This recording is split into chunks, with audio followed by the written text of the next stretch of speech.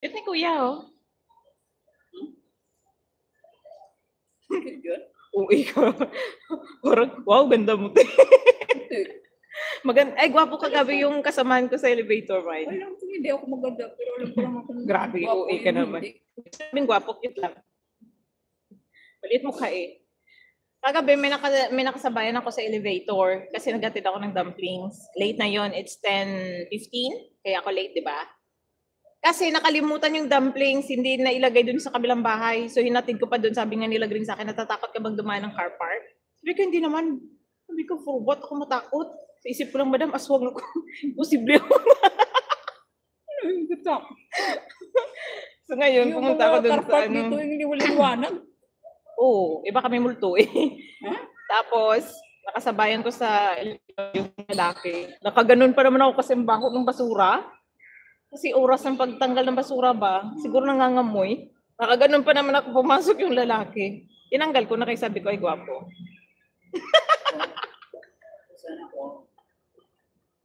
Sayang din. So, ayun. Bakit ba? Os, para lang may mic. Oy, matagal na nalunok ko yung mic ng bata pa lang ako. Hala, huli ka. Kasi late ka pumasok sa amin, di ba? Kaya hindi mo alam. Ay, hindi mo alam yung kwento ng buhay ko? Nung baby ako, napapayan ako.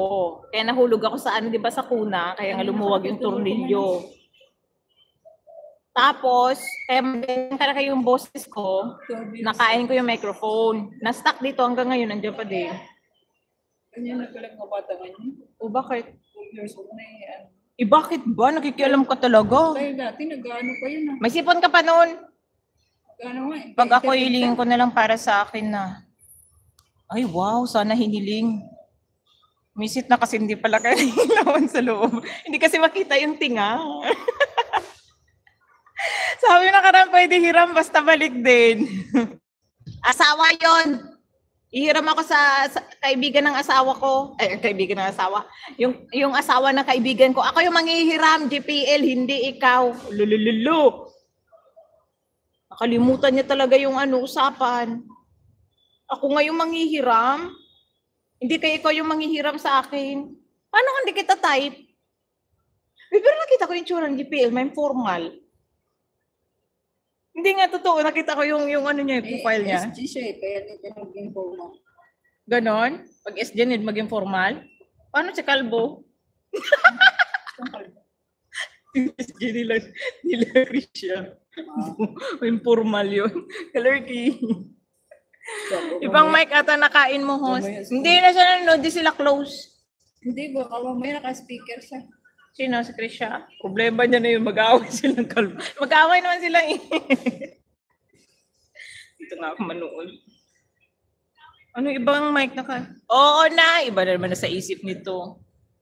Mais yun na may buhok ang nakain ko, nakabarat. Kung mais natin, Tatanong tuloy si Yana kung totoong nalunok mo. Oh my... Buti ka talaga, Mary Ann! Bakit ka naka-logic? Paliwanag mong Mary Ann na maayos. Hoy, Mary Ann! Ito, si Michelle. Oy, Michelle, tanggalin mo ko sa speaker. Buang ka, pati si Court nakikinig. Tapos Mary Ann, Diyos ko po, mga to. SPG. Hoy, kayo talaga. Alam niyo naman yung bunganga ko. Tapos hindi niyo inaano yung mga bata dyan. Oy! Patnubay ng magulang ay kailangan. Rated SPG, pakiayos niyo. Para rinig ko. Loudspeaker. Tatanong niya nga, totoo ba nakano si admin list ng microphone? Ay, ano na. Nasa ano na tayo? Napapatingin nga si Kurt.